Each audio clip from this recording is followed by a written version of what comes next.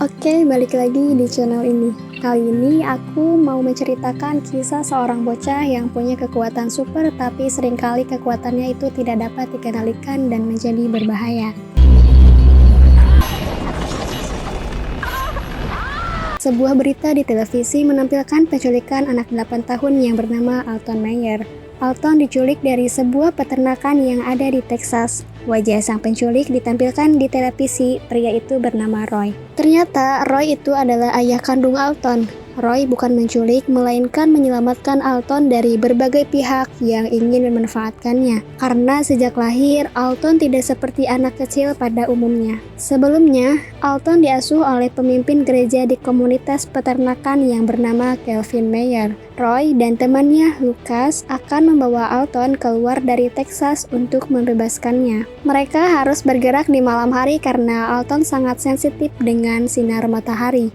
Di saat matahari terbenam, Lucas dan Roy bersiap membawa Alton pergi dari hotel. Alton memakai penutup telinga dan kacamata renang. Mereka bertiga pun bergegas keluar. Wanita penjaga hotel melihat gerak-gerik Roy. Merasa ada kemiripan dengan penculikan yang disiarkan di televisi, dia pun segera melapor ke polisi.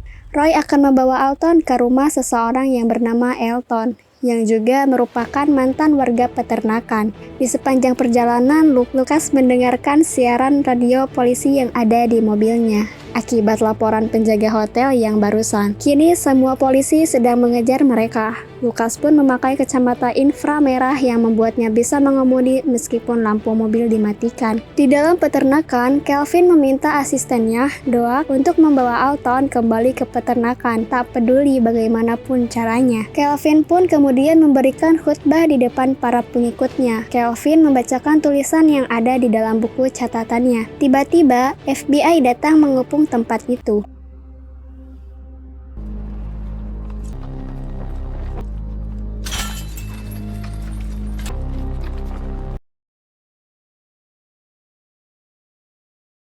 FBI menyuruh Kelvin dan semua pengikutnya masuk ke dalam bus yang sudah disediakan. FBI akan menginterogasi mereka di suatu tempat. Di jalanan, saat mereka sudah aman, Lucas kembali menyalakan lampu mobil. Namun, dia tidak melihat ada mobil yang berada di tengah jalan. Lucas pun banting setir, namun mobil dari arah berlawanan menabrak mobil yang barusan. Lucas yang khawatir kemudian keluar dan mengecek pengendara mobil yang ternyata seorang wanita. Sebuah mobil polisi kemudian datang mendekat. Polisi itu sadar kalau yang ada di hadapannya saat ini adalah orang yang sedang dicari-cari. Lucas pun langsung menodongkan pistol. Roy kemudian keluar dengan memegang senjata api. Roy menyuruh Lucas untuk menembak polisi itu.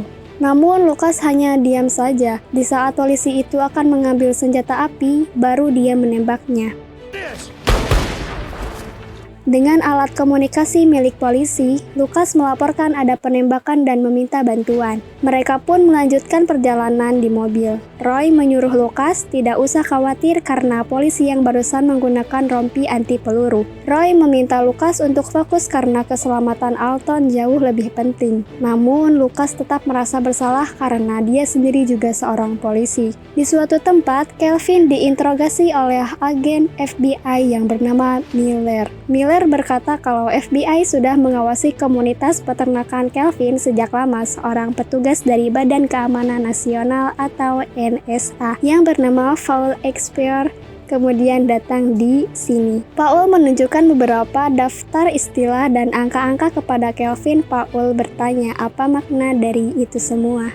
Kelvin pun menjawab kalau itu semua tertulis di dalam buku catatan khutbahnya. Paul kemudian memberitahu kalau istilah-istilah dan angka-angka itu adalah informasi yang sangat rahasia milik pemerintah. Informasi itu ditransmisi oleh satelit dan sudah dienkripsi. Artinya, hanya orang-orang tertentu saja yang mengetahui informasi itu. Kelvin bisa dihukum sangat berat karena memiliki informasi itu. Mendengar hal ini, Kelvin pun berkata jujur, kalau anak kecil yang bernama Alton lah yang memberitahunya tentang informasi-informasi itu. Sejak kecil, Alton suka berbicara ngelantur. Namun, Kelvin menganggapnya sebagai firman Tuhan. Jadi, dia sengaja menulisnya menjadi sebuah kitab.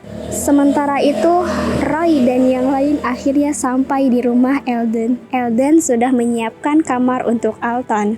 Roy pun menyuruh Alton untuk tidur. Roy kemudian menghampiri Lucas dan Eldon yang sedang menonton berita. Kasus penculikan Alton kini menjadi berita nasional dan Roy menjadi buron karena dianggap sebagai penculiknya. Lucas pun menyuruh Roy untuk beristirahat sementara dirinya akan berjaga. Lucas meyakinkan Roy kalau dia akan membantu Alton apapun yang terjadi. Eldon kemudian menghampiri Roy dengan membawa sebuah peta dengan bermodalkan angka-angka koordinat yang diberikan Alton. Sebelumnya, kini Eldon mengetahui di mana tempat yang ingin dituju oleh Alton. Eldon ingin menjelaskan lebih lanjut namun Roy menolaknya karena dia ingin istirahat. Siang harinya, Roy terbangun karena rumah Eldon bergetar. Roy dan Lucas lalu berlari menuju kamar Alton, namun kamar itu terkunci. Roy pun mendobraknya. Roy melihat mata Alton yang bersinar menatap Eldon, tanah bergetar dan dinding kamar pun ambruk. Roy terpaksa memukul kepala Eldon. Alton pun kembali sadar. Dia berteriak ketakutan. Roy langsung menenangkan putranya itu. Di sisi lain, semua pengikut Kelvin diintegrasi termasuk wanita ini. Dia mengatakan jika terkena matahari, mata Alton akan bercahaya dan benda-benda di sekitarnya akan bergetar. Itulah mengapa Alton akan tidur di siang hari dan bangun di malam hari. Di sini juga diketahui kalau ibu kandung Alton yang bernama Sarah juga meninggalkan Alton. Seorang pria lalu mengaku pernah diperlihatkan penampakan aneh oleh Alton, sesuatu yang sulit untuk dijelaskan dan menganggap tanggal itu adalah hari kiamat. Setelah semua warga peternakan diinterogasi, mereka akhirnya dibawa kembali ke peternakan lagi. Sesampainya di sana, Doak langsung mengambil senjata dan kemudian bersama Levi pergi mencari Alton.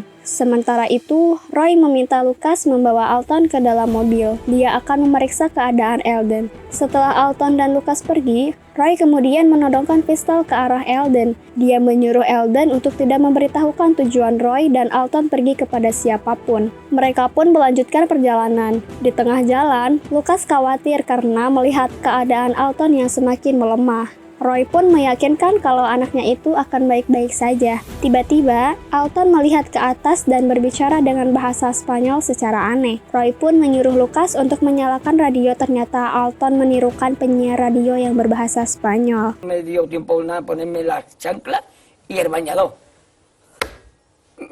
Voy a la playa, había subido la marea. Itu. Mereka lalu mampir di sebuah pom bensin. Lucas keluar untuk membeli makanan. Roy menyuruh Alton untuk tetap diam di mobil. Roy kemudian keluar untuk menelepon seseorang di telepon umum. Alton malah keluar dan membuat panik karena seorang wanita menghampirinya dan menanyakan keadaan Alton. Wanita itu ingin membuka kacamata Alton, namun Roy datang dan menghentikannya.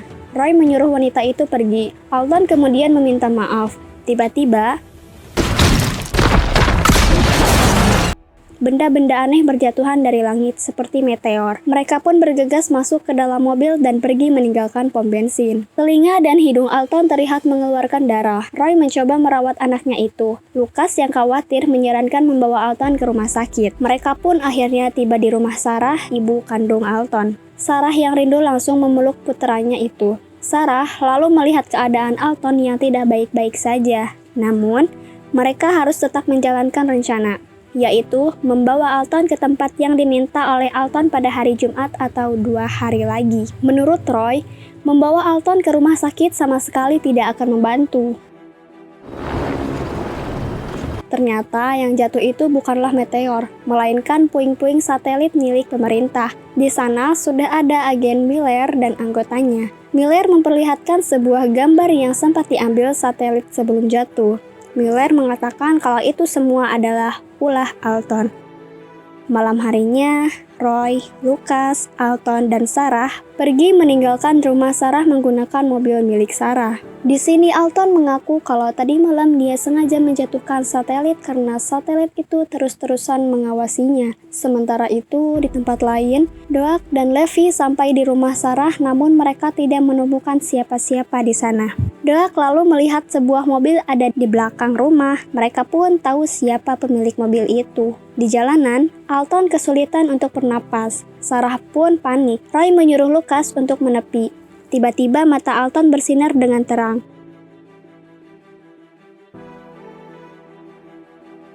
Setelah kembali normal, Alton pun keluar dari mobil dan langsung muntah.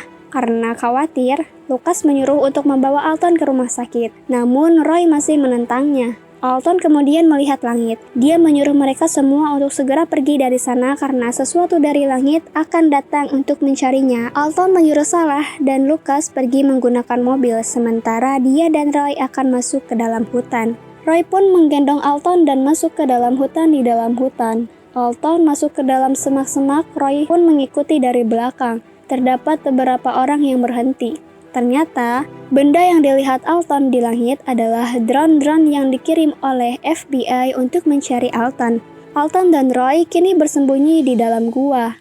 Alton meminta Roy membangunkannya saat matahari terbit besok. Dia harus melihat matahari. Awalnya, Roy tidak setuju karena tubuh Alton bisa bereaksi lagi, namun Alton memaksanya. Di tempat lain, Paul mengamati angka-angka yang dia dapatkan dari kitab milik Kelvin. Paul sadar kalau Alton mencoba menunjukkan koordinat suatu tempat dari angka-angka itu. Setelah beberapa saat terpikir, Paul pun akhirnya tahu kemana Alton akan pergi. Sementara itu, Doak dan Levi mengetahui mobil yang sebelumnya dipakai oleh Roy adalah milik Eldon. Mereka berdua lalu menemui Eldon dan memaksa Eldon memberitahukan kemana Alton pergi. Pagi harinya, di hutan, Roy dan Alton menunggu matahari terbit. Saat matahari sudah mulai terbit, Roy membawa Alton ke tengah padang rumput untuk menyaksikan matahari terbit. Roy sangat ketakutan. Melihat hal itu, Alton menyuruh Roy untuk tenang. Saat tubuh Alton mulai terkena sinar matahari, tanah mulai bergetar. Tiba-tiba mata Alton bersinar dengan terang, melepaskan energi yang berbentuk seperti kubah di sekitar Roy dan Alton. Di dalam penginapan, Sarah dan Lucas terbangun oleh suara ketukan pintu. Lucas melihat lalu langsung membuka pintu begitu tahu itu adalah Roy dan Alton yang datang. Lucas kaget karena Alton bisa bertahan di bawah sinar matahari tanpa menggunakan kacamatanya. Alton kini juga terlihat sudah sehat kembali. Alton berkata setelah melihat matahari terbit pagi ini, dia akhirnya mengetahui jati dirinya. Alton mengatakan bahwa ada dunia paralel yang hidup berdampingan dengan manusia di bumi ini. Tangan dan mata Alton lalu mengeluarkan cahaya. Alton berkata kalau penghuni dunia paralel itu sama seperti dirinya. Roy kemudian menambahkan kalau dia juga sudah melihat hal itu dengan mata kepalanya sendiri. Sarah dan Lucas pun mempercayainya. Besok adalah hari Jumat, mereka harus sampai di lokasi tepat waktu. Sarah pun merasa takut karena nanti dia tidak akan bisa melihat putranya lagi. Namun, Sarah sadar kalau satu-satunya jalan agar Alton bisa selamat adalah dengan bersama kaumnya. Saat mereka akan pergi, Doak menembak Lucas. Untung saja, Lucas menggunakan rompi anti peluru. Roy pun balas menembak perut Doak. Levi yang bersembunyi menembak bahu Roy. Levi dan Doak lalu mengikat tangan Roy dan Lucas. Doak lalu menutupi kepala Alton dengan sarung bantal dan membawa Alton pergi. Beberapa saat kemudian, Sarah berhasil melepaskan diri. Setelah melepaskan ikatan Roy dan Lucas, mereka langsung mengejar mobil Doak. Di tengah jalan, mereka terjebak macet. Terlihat tentara berjaga di sepanjang jalan. Mereka lalu melihat tentara menggeledah mobil Doak. Ternyata pemerintah berhasil menangkap Alton. Di pinggir jalan, Roy pun putus asa karena pemerintah telah berhasil menangkap putranya. Dia tidak bisa melakukan apa-apa untuk menyelamatkan putranya itu. Di suatu tempat, FBI, CIA, dan NSA bekerja sama untuk mendapatkan informasi dari Alton. Mereka menempatkan Alton di tempat terkunci dengan kaca yang lebar. Seorang wanita mencoba untuk mengintegrasi Alton, namun Alton tidak menjawabnya. Alton kemudian berkata kalau dia hanya ingin berbicara dengan Paul Empat Mata. Semua orang pun terkejut karena Alton mengetahui nama dan asal-usul Paul, padahal mereka tidak pernah bertemu sebelumnya. Akhirnya tinggal Paul dan Alton. Secara aneh, Paul melihat layar CCTV dan kenyataannya tidak sama. Di layar, Alton terlihat duduk, sementara di dunia nyata, Alton berdiri. Pintu ruangan Alton tiba-tiba terbuka. Padahal pintu itu dikunci menggunakan kata sandi. Paul pun masuk ke dalamnya. Dengan hati-hati, Paul mendekati Alton. Alton lalu berkata kalau dia tidak berbahaya. Alton juga berkata kalau dia bukanlah juru selamat seperti yang dikatakan oleh orang-orang yang dipeternakan. Dia hanya makhluk yang berasal dari dunia paralel yang ada di bumi. Para penghuni dunia paralel itu sudah hidup berdampingan dengan manusia di bumi sejak dahulu kala. Alton juga harus kembali ke tempat itu. Paul pun bingung. Dia bertanya, memangnya tempat macam apa itu? Mata Alton kemudian bercahaya, memperlihatkan sesuatu kepada Paul. Di tempat lain, telepon umum di sekitar Roy tiba-tiba berdering secara bersamaan. Roy mengangkat salah satunya. Ternyata itu adalah Paul yang menelponnya. Paul memberitahu kalau Alton bersamanya dan dalam keadaan baik-baik saja. Paul akan mengantarkan Alton kepada Roy. Paul menyuruh Roy mencatat lokasi pertemuan mereka. Keesokan harinya, akhirnya Alton kembali bertemu dengan kedua orang tuanya. Paul pun memberitahu kalau sebelumnya dia telah berhasil menemukan koordinat tujuan Alton. Jadi, tentara akan menghadang mereka di sana. Semua jalanan akan diblokir. Alton pun kemudian menyuruh Paul tidak usah khawatir. Dia bisa mengatasinya. Paul ingin ikut namun Roy melarangnya. Akhirnya, Paul meminta borgol milik Lucas. Dia akan membuat seolah-olah dia dipaksa untuk menyerahkan Alton. Sebelum pergi ke tujuan akhir, Roy dan yang lain bersiap-siap di bawah jembatan. Terlihat helikopter pemerintah sudah mengelilingi tempat itu. Sarah memakaikan rompi anti peluru kepada Alton. Alton lalu meminta Roy untuk tidak lagi mengkhawatirkannya. Roy pun menjawab kalau dia pasti akan selalu mengingat Alton. Roy kemudian memberikan rompi anti peluru kepada Sarah. Mereka bertiga pun berpelukan. Roy mengatakan bahwa Lucas boleh pergi, namun Lucas menolak pergi. Dia akan membantu Alton sampai akhir. Mereka pun bergerak, helikopter lalu lalang di udara. Helikopter. Sementara di darat, tentara memblokir jalanan dengan menggunakan kayu dan kawat berduri.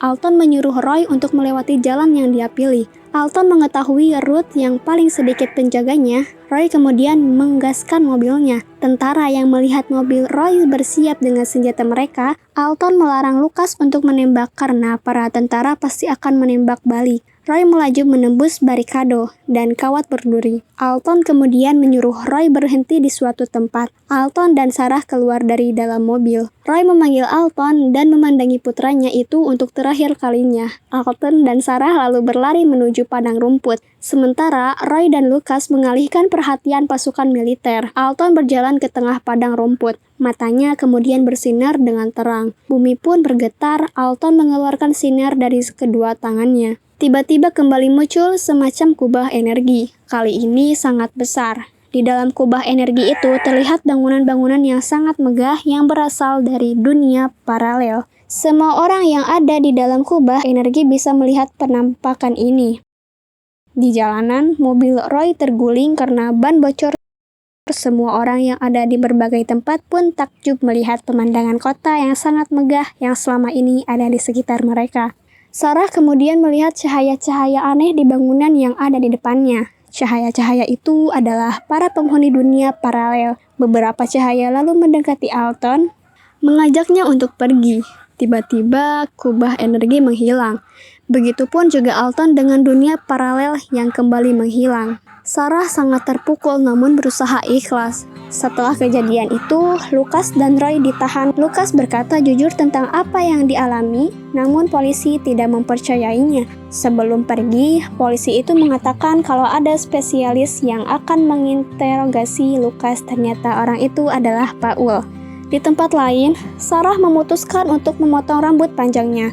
Dia ingin memulai hidup yang baru. Sementara itu, di dalam tahanan, Roy memandangi matahari. Samar-samar terlihat ada sinar dari dalam mata Roy. Dan berakhirlah film Night Night Special ini. Wah, lumayan seru ya guys filmnya, dan cukup misterius. Menurut kalian, apa nih pesan yang bisa diambil dari film ini? Next time, mau bahas film apa lagi? Tulis di kolom komentar ya.